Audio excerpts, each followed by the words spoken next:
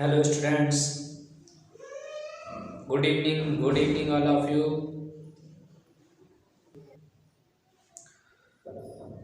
आपके इस उज्जवल भविष्य की कामना हेतु एक नेक्स्ट टॉपिक इस चैनल पर फिर से जारी कर रहे हैं। हमारे इस YouTube चैनल में आपका एक बार फिर से स्वागत है। आज का टॉपिक है लेंस द्वारा प्रकाश के अपवर्तन का सूत्र।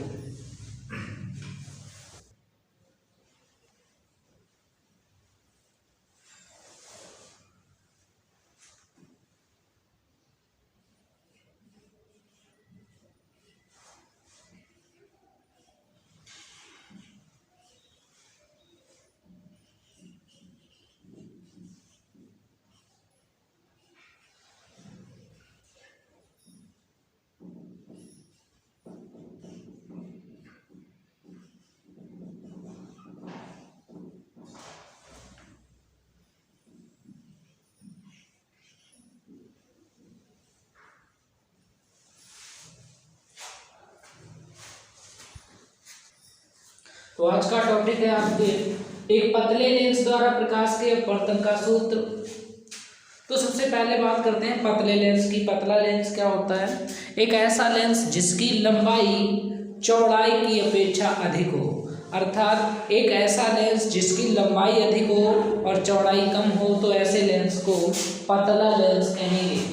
मान लेते हैं, माना कि एक पतला लेंस L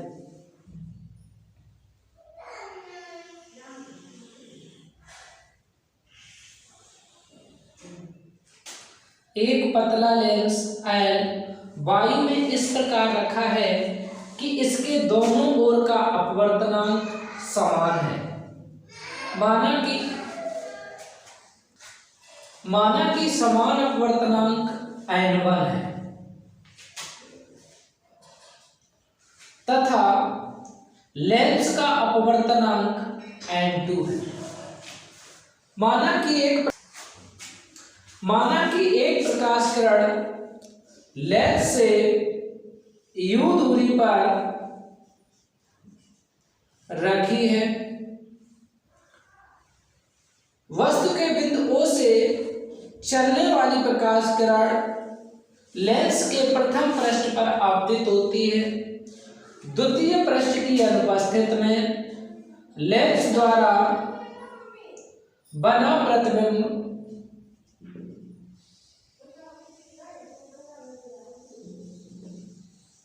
I' पर प्राप्त होता है, जिसकी प्रथम पृष्ठ से दूरी V' है।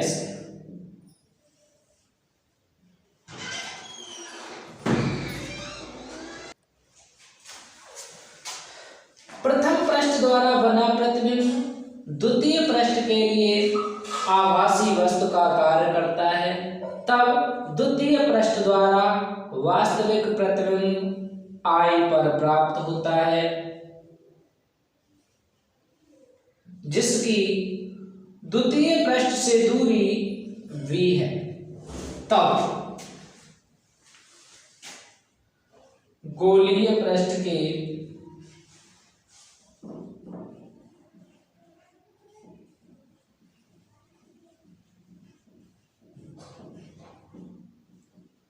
अपवर्तन के सूत्र से, गोलीय पृष्ठ का अपवर्तन का सूत्र आपने पढ़ा है n2/v माइनस n1/u बराबर n2 माइनस n1/r। मान लेते हैं कि लेंस के जो प्रथम पृष्ठ है उसकी त्रिज्या r1 है, द्वितीय पृष्ठ है उसकी त्रिज्या r2 है। तो लिखेंगे प्रथम पृष्ठ के लिए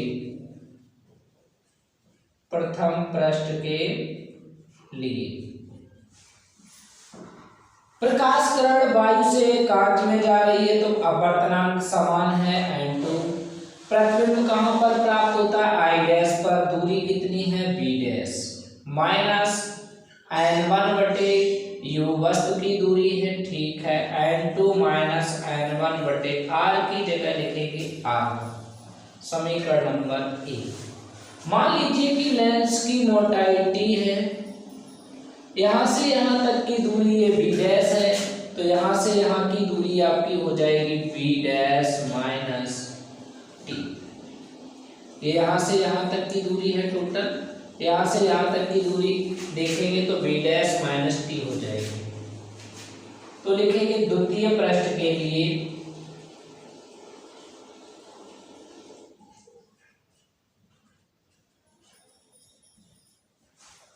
प्रथम पृष्ठ द्वारा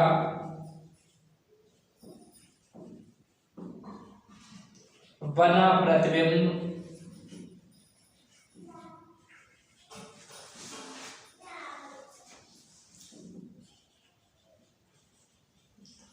आभासी वस्तु का कार्य करेगा।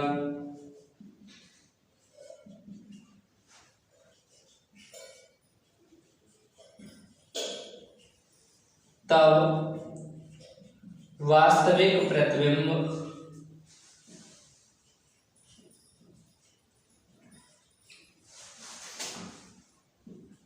I पर प्राप्त होगा,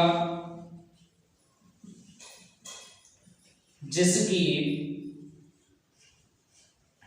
द्वितीय पृष्ठ से दूरी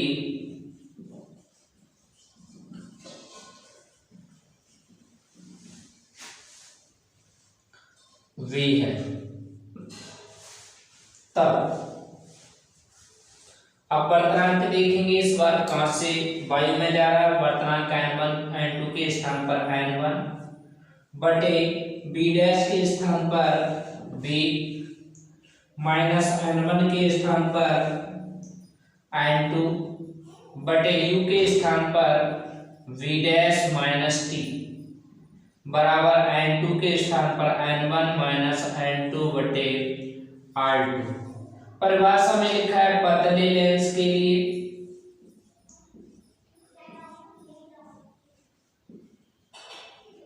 तो यदि ये लेंस पतला है तो इसकी की माप बहुत कम होगी, अर्थात इसे नगण्य मान लेंगे।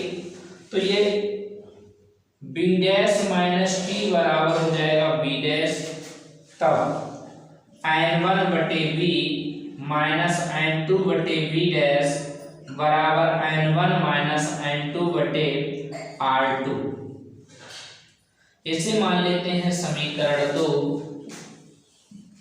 समीकरण 1 व 2 से एक देखेंगे, एक में लिखा है n2 बटे बी डैश माइनस n1 बटे u बराबर n2 माइनस n1 बटे r1। दूसरे देखेंगे n1 बटे बी माइनस n2 बटे बी डैश बराबर n2 माइनस n1 बटे r2। यहाँ लिखेंगे आप, सॉरी यहाँ पर n1 माइनस n2 है, यहाँ लिखेंगे सीधे जोड़ने पर ये n2 बटे बी डैश से n2 बटे बी डैश कैंसिल, ये पॉजिटिव है ये निगेटिव, पॉजिटिव पहले लिखेंगे n1 बटे बी माइनस n1 बटे u बराबर, यहाँ से देखेंगे तो ये n2 बटे वो n2 माइनस n1 बटे r1 है। इस पार्ट में यहाँ n2 माइनस n1, यहाँ n1 माइनस n2, यहाँ माइनस चिन्ह कॉमन ले लेंगे तो ये हो जाएगा n2 माइनस n1 बटे r2। इस साइड से n1 कॉमन लेंगे तो ये बचेगा 1/b माइनस 1/u बराबर, इधर n1 कॉमन लेंगे तो ये बचेगा n2 बटे n1 minus 1/r1 minus n2 बटे n1 माइनस 1/r2।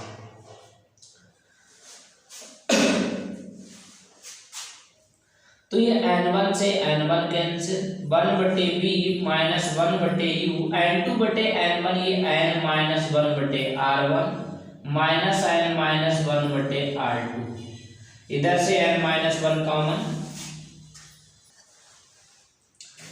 यदि मान लेते हैं कि वस्तु अनंत पर रखी हो, जब वस्तु अनंत पर रखी हो तो प्रतिबिंब I पर प्राप्त होगा, जिसकी फोकस दूरी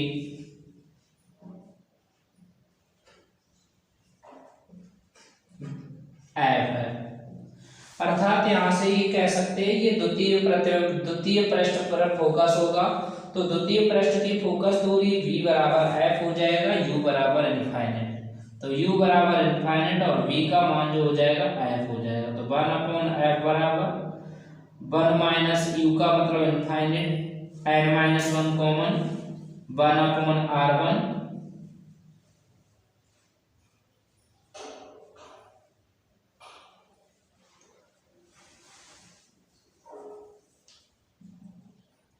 n-1 common 1/r1 minus 1/r2, 1 infinite ये आपका शून्य होता है, 1/f equals to n-1 1/r1 minus 1/r2।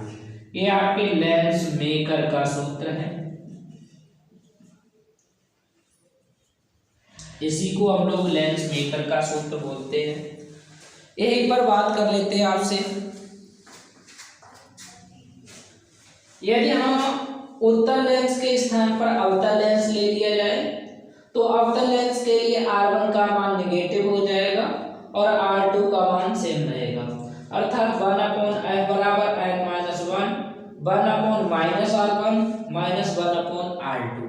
अब ये माइनस चिन्ह कॉमन लेंगे, माइनस यहाँ लगा देंगे, तो 1/f बराबर minus n-1 into 1/r1 plus 1/r2। अर्थात हम कह सकते हैं कि अवतल लेंस की फोकस दूरी ऋणात्मक होती है।